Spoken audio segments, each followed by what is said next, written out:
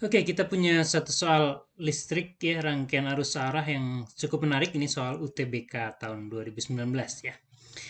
Nah, arus listrik yang terbaca pada ampere meter A2 adalah I2. A2 itu yang di sini ya, berarti ini di sini nih. Nah, ini arusnya adalah I2. Nah, kemudian pada ampere meter A1 adalah I1, berarti di sini. Oke, ya, masuk cabang, di sini I1.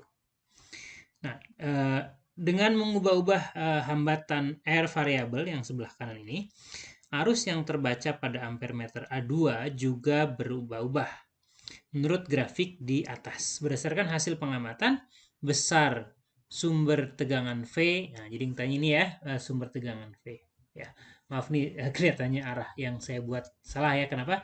Karena kita lihat nih positifnya di bawah kan ya, positifnya di bawah. Berarti kita ganti aja ya yang ini ya. Nah, ini arusnya ke sana, harusnya ya. Nah, ini juga pasti ini ke atas ya. Oke. Tapi yang dibahas adalah nih hanya pada A2. Jadi ini ada I2 ya, I2 dan ini yang ditanya kemudian gaya apa namanya? Tegangan ya. Beda potensial di kutub baterai ini ya. Nah, sekarang ini menarik nih soalnya ya. Terlihat seperti rumit ya, padahal tidak ya. Nah, prinsipnya lihat sini bahwa ketika I2 ini adalah 10 eh, 10 ampere. Nah, itu R-nya adalah 2 ohm ya. Ketika R-nya 4 ohm, nah I2-nya adalah 7 ya. Nah, R yang ini ya. Nah, kita tahu R ini dengan 3 ohm ini rangkaiannya paralel. Jadi pertama kita harus tahu dulu ini hubungan paralel. Nah, tinggal dijumlahkan. Mungkin ada yang bertanya, apa? Terus ini ada ampere meter A1 gimana? Nah, ingat, kalau ampere meter tidak diberitakan apapun, kita bisa asumsikan ampere meter itu ideal. Nah, ampere meter ideal, ya, itu R-nya, R ampere meternya itu bisa kita anggap 0. Ya, kita anggap 0, hambatan ampere meternya, ya. Nah, jadi untuk paralel ini kita harus paham dulu nih, gitu ya. Uh, R mencari R paralelnya. Jadi kita hitung dulu di sebelah sini ya. Nah, R paralelnya.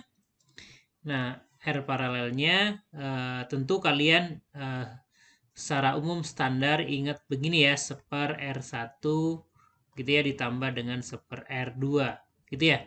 Nah, nanti kalau kalian utak-atik ya, kalau hambatannya cuma 2, nanti bisa diturunkan sendiri ya. Nanti kita akan dapat begini ya kira-kira ya, R1 dikali R2 dibagi dengan R1 tambah R2 ya.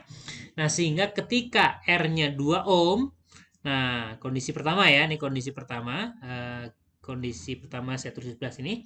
Nah, kondisi satu ketika R-nya adalah ketika R variabelnya ya, RV saya sebut ya R variabel itu 2 ohm.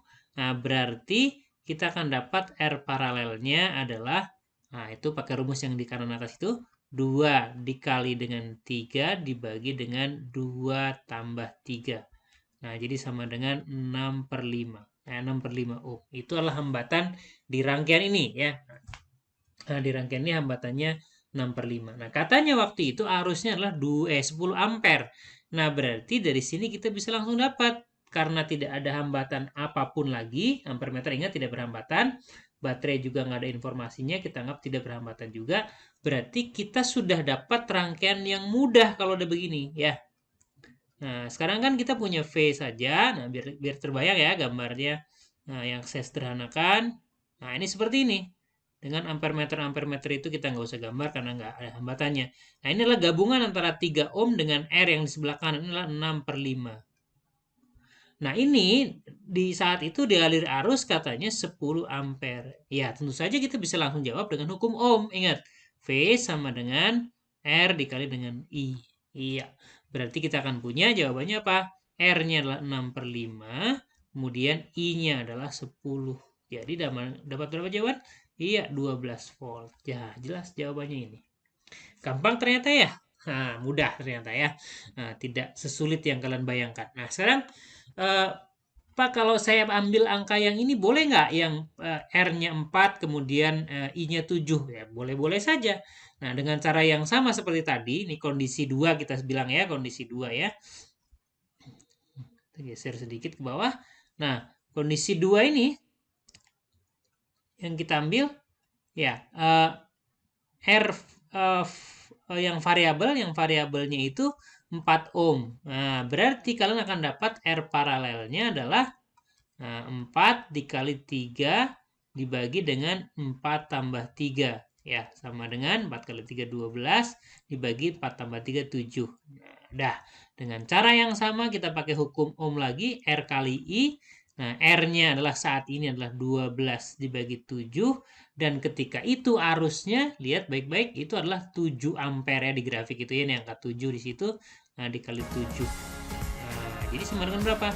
Ya 12 ya. Nah, ketemu sama kan dengan yang tadi? Ya emang harus sama. Nah, ketika ujian tuh kalian cukup menjawab satu aja.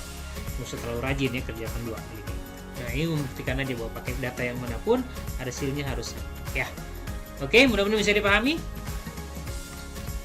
Diulang-ulang ya kalau belum paham ya. Silahkan.